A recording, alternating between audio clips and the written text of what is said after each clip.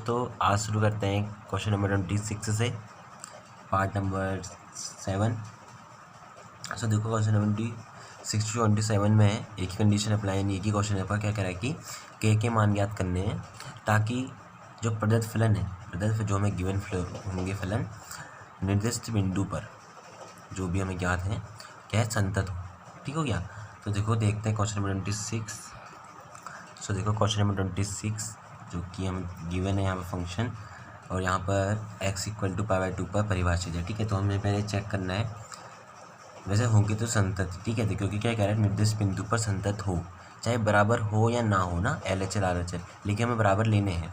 अब देखो कैसे वो हम बताएंगे अभी, फ्री का होगा ना। देखो बता देता हूँ पहले ही आपको। चलो, LHL ऐसे कुछ अलग आया, RHL कुछ अलग आया, के भी टर्म होगा उसमें, तो हमें दोनों को इक्वेट करके के की वैल्यू निकाल लेंगे हम वैसे। ठीक है ना, चाहे वो बराबर ना हो तभी हमें बराबर करने हैं, क्योंकि हमें कंडीशन दी है क्वेश्चन ने कि निर्देश बिंदु पर संतत हो।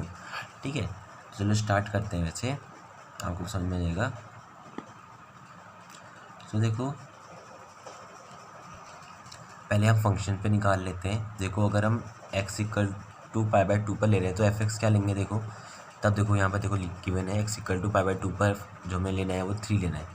ठीक है ना, यानी कि f π/2 भी अगर डालोगे तो कांस्टेंट वैल्यू है तो वही आना है। ठीक हो गया। अब हमने ये निकाल लिया, हम निकाल लेते हैं LHL और RHL।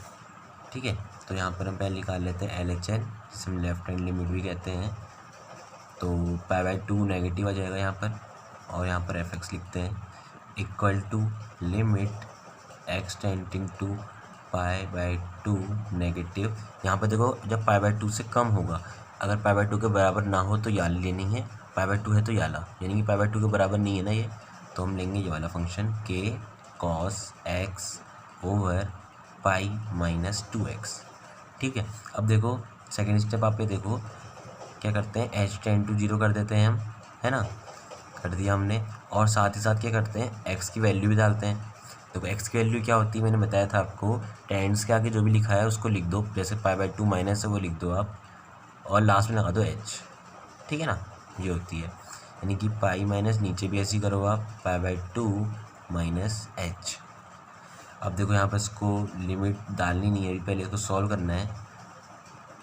देखो के कॉस, देखो यहाँ फॉर्मूला बन गया cos 90 - थीटा, cos 90 - थीटा = हमें पता है sin थीटा होता है ना, और यहाँ पर पाई माइनस, देखो क्या करते हैं ना, 2 से अंदर इंटू कर देते हैं, 2 से अगर इसको इंटू करेंगे 2 से 2 कट जाएगा, बचेगा क्या, पाई माइनस का, और इस पाई 2 से अंदर इंटू करेंगे तो ऐसे माइनस हो तो गया प्लस, और ये हो जाएगा साथ में 2h। देखो ये पाई से पाई कैंसिल हो गए, तो यहाँ पर अब डाल सकते हैं हम लिमिट। अभी भी एक और स्टेप बाकी, देखो क्या, k और 2 को हम बाहर ले लेते हैं, यानी कि आ गई बाहर का मतलब है limit h tend to 0 sin h/h। आपको पता है sin h/h और लिमिट h टेंड टू 0 अगर है तो ये सब इक्वल टू क्या होता है, 1 होता है। ठीक है, तो कितना आ जाएगा अगर ये इक्वल टू, चलो यहाँ पर नेक्स्ट लाइन में लिखते हैं, ये इतना इक्वल टू 1 होता है। ठीक है, तो इतना इक्वल टू अगर 1 हो गया तो k/2 आ जाएगा ये, है ना। तो देखो, अगर इतना इक्वल टू 1 हो गया तो k/2 आ जाएगा, है ना, यानी कि LHL इतना आ गया हमारा k/2। अब देखो हम RHL निकाल लेते हैं वैसे ही, limit x tend to π/2 positive f(x) = यहाँ पर लिख लेते हैं थोड़ा नीचे से, limit x tend to π/2 positive. देखो जब π/2 पॉजिटिव है तब भी हम ये वाला फंक्शन लेंगे, क्योंकि ये π/2 के बराबर नहीं है ना, यानी कि पाई माइनस 2x। ठीक है, इसी को आगे बढ़ा देते हैं यहाँ से। सेकेंड स्टेप आपको पता ही है, h टेंड टू 0 करने के साथ साथ x की वैल्यू भी डालते हैं।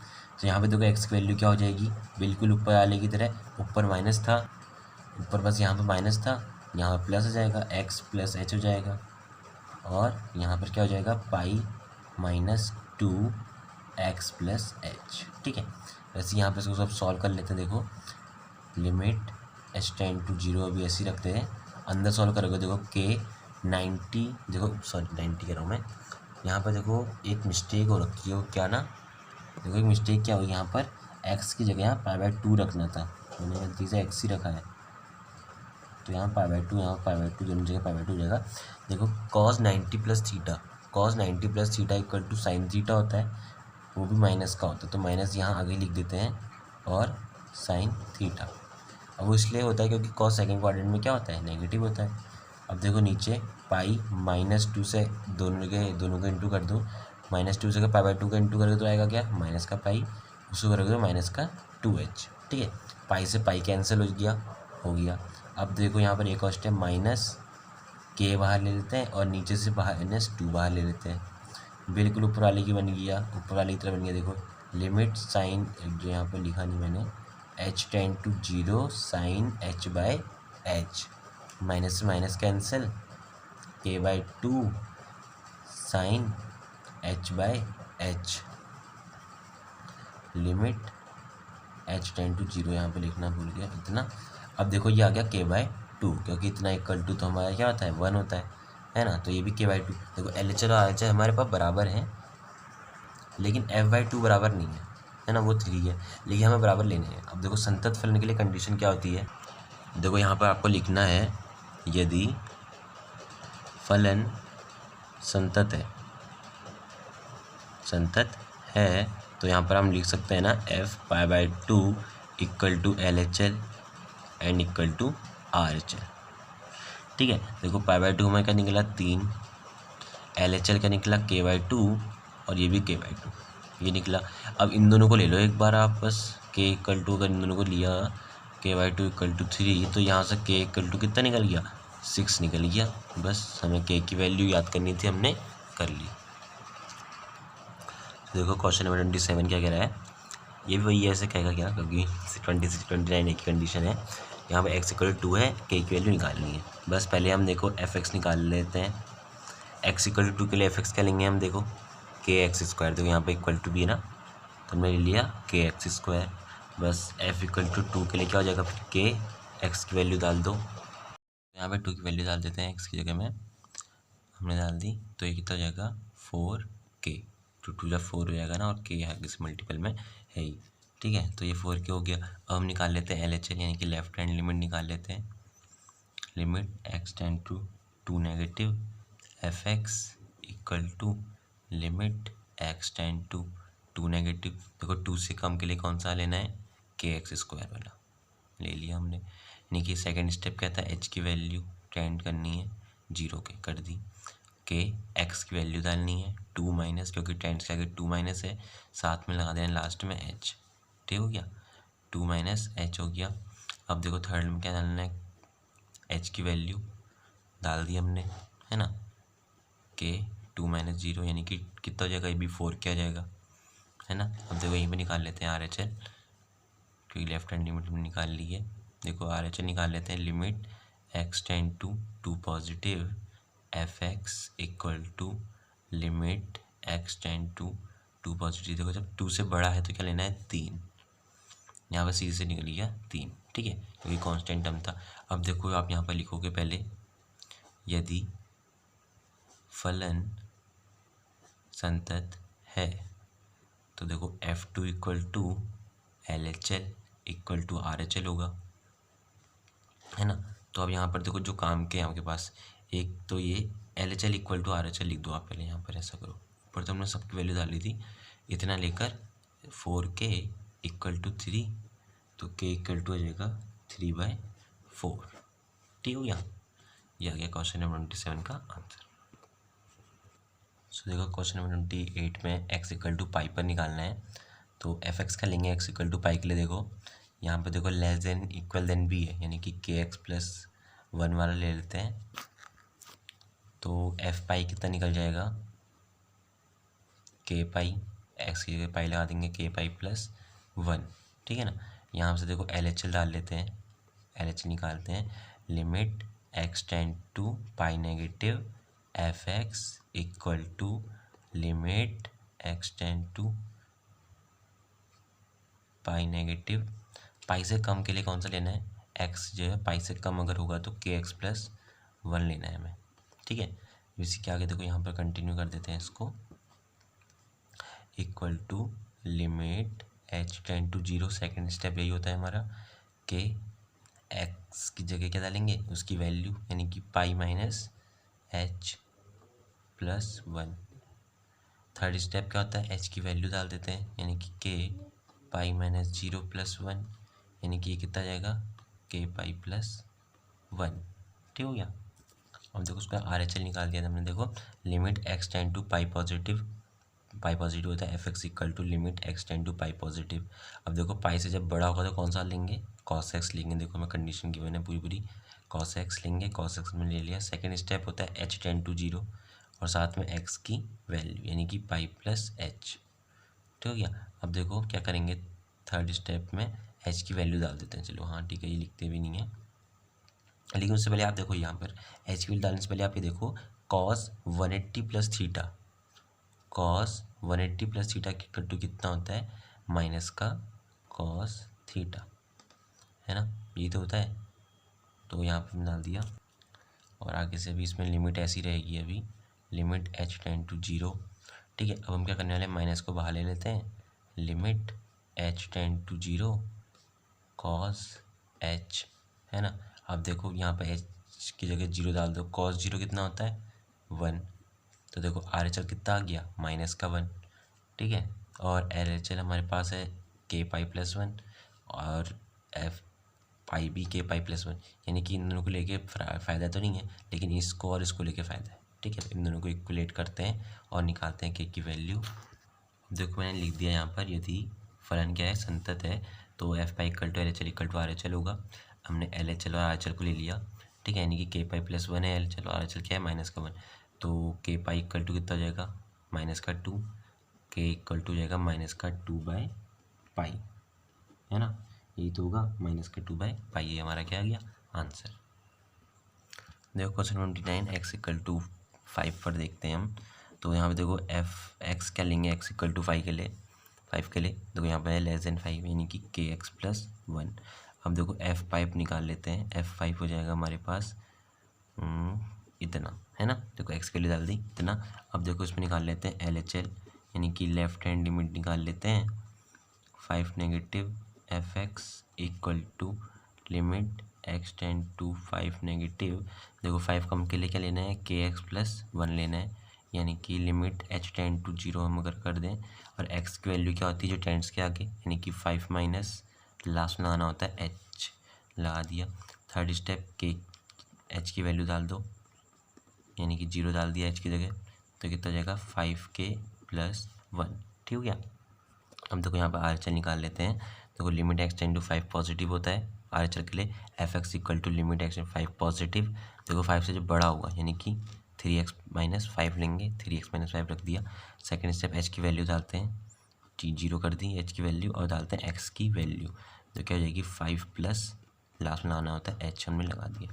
थर्ड स्टेप में h की वैल्यू डाल दो आप, 5 + 0 माइनस का 5, यानी कि कितना हो जाएगा, 5 3 15 -5 इक्वल टू हो जाएगा हमारे पास 10। ठीक हो गया। अब देखो यदि फलन संतत है, ये कंडीशन हमें दी थी, हमने ले ली, f पाई के बराबर हो जाएंगे तीनों, है ना। तो अभी हम देते हैं इसको और इसको बराबर ले लेते हैं, यानी कि 5k + 1 इक्वल टू 10 ले लेते हैं। तो k इक्वल टू कितना जाएगा, ये वहाँ चले जाएगा, ये जाएगा 9, ये जाएगा इसका 20 में, यानी कि k इक्वल टू 9/5 आ जाएगा। ठीक है। तो देखो थर्ड क्वेश्चन में आ गए हम, यहाँ पर निकालने में a और b की वैल्यूज़। सो यहाँ पे देखो पहले हम x इक्वल टू 2 पर निकालेंगे। ठीक है। और क्वेश्चन ने कहा है कि फलन संतत है दिए गए बिंदुओं पर। ठीक है। तो हम इक्वलेट करेंगे फिर और ये की वैल्यू निकालेंगे। देखो x इक्वल टू 2 पर निकाल लेते हैं। x इक्वल टू 2 पर अगर निकालें तो f(x) का लेंगे, देखो हम यहाँ पर इक्वल टू भी यानी कि 5 लेंगे, तो f2 कितना हो जाएगा, वो भी 5 हो जाएगा, कांस्टेंट वैल्यू है। हम निकाल लेते हैं LHL, लेफ्ट हैंड लिमिट जिसे कहते हैं, 2 negative fx equal to limit x tend to 2 negative 5, 2 से कम के लिए, देखो 2 से कम के लिए अगर x 2 से कम है तो 5 लेना है, तो ले लिया 5, यहाँ पर आ भी जाएगा 5। ठीक है। हम निकाल लेते हैं, यहाँ पर RHL भी निकाल लेते हैं यहीं पर ही, तो हो जाएगा limit x tend to 2 positive fx equal to limit x tend to 2 positive अगर है 2 से बड़ा है, देखो x यहाँ पे क्या है, 2 से बड़ा है, यानी कि ax + b, है ना। अब देखो सेकंड स्टेप क्या होता है, h की वैल्यू करते हैं 10 to 0 कर दिया, और x की वैल्यू डालते हैं, यानी कि 2 प्लस लास्ट में लगा देते हैं H plus B. Third step H की वैल्यू डाल दो, 0 कर दिया तो ये कितना हो जाएगा 2a प्लस बी। अब उसने कहा है कि फलन क्या है, संतत है, ठीक है। तो यहाँ पर आप पहले लिख दो, यदि फलन क्या हो, संतत हो या है, तो F2 इक्वल टू LHL हो जाएगा, जो कि RHL के भी बराबर होगा, ठीक है। तो देखो ये दोनों तो बराबर है, 5 5 चाहिए, तो इन दोनों को बराबर करने का फ़ायदा नहीं है। LHL और RHL को बराबर करते हैं तो हो जाएगा 2a plus B equal to 5। इसको आप इक्वेशन नंबर फर्स्ट भी दे सकते हो क्योंकि भी काम आने वाली है।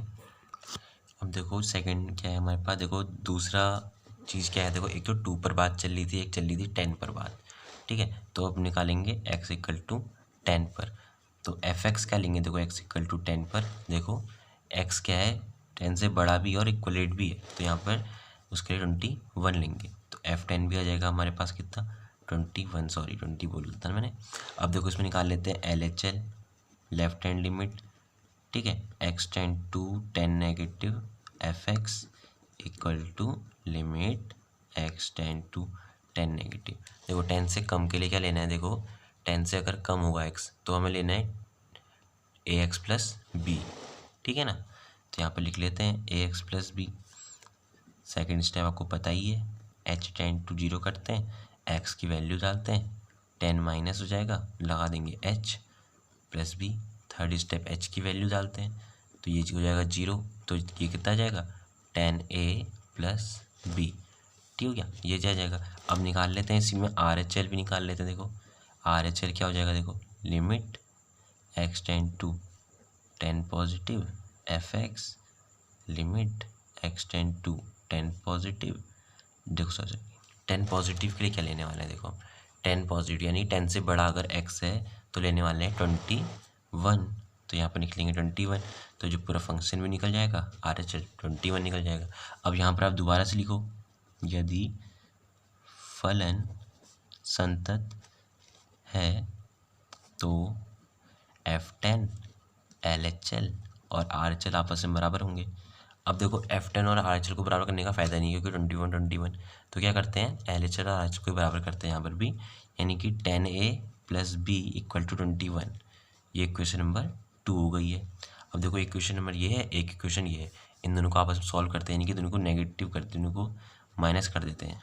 एलिमिनेशन इसे हम कहते हैं, कौन सी एलिमिनेशन ही होती है, तो हाँ विलोपन जिसे कहते हैं हिंदी में, दोनों को कर देते हैं माइनस, तो जगह कट जाएंगे, ये हो जाएगा माइनस का 8a और ये हो जाएगा हमारे पास, वो आपको दिखा नहीं यहाँ पर, ये देखो देखो आप देखो, तो यहाँ देखो दोनों को मैं माइनस करा, माइनस माइनस ये सब माइनस हो जाएंगे, तो ये b से b कैंसिल, 2 माइनस 10 करा तो -8, 5 माइनस 21 करेंगे तो हो जाएगा माइनस का 16, minus minus cancel, a equal to आ गया 2।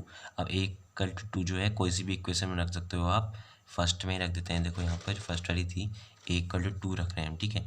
तो कितना हो जाएगा 2 into 2 plus b equal to 5, है ना, ये तो जाएगा, यानी कि 2 इंटू 4, 5 माइनस 4 वहाँ भेज दिया, यानी कि b इक्वल टू कितना आ गया 1 आ गया। देखो b equal to a equal to 2 b equal to 1, यही हमें निकालना था आंसर, ठीक है। तो क्वेश्चन नंबर 30 तक हो गए हैं कवर अप, अगली वीडियो में लेते हैं 31 से, ठीक है।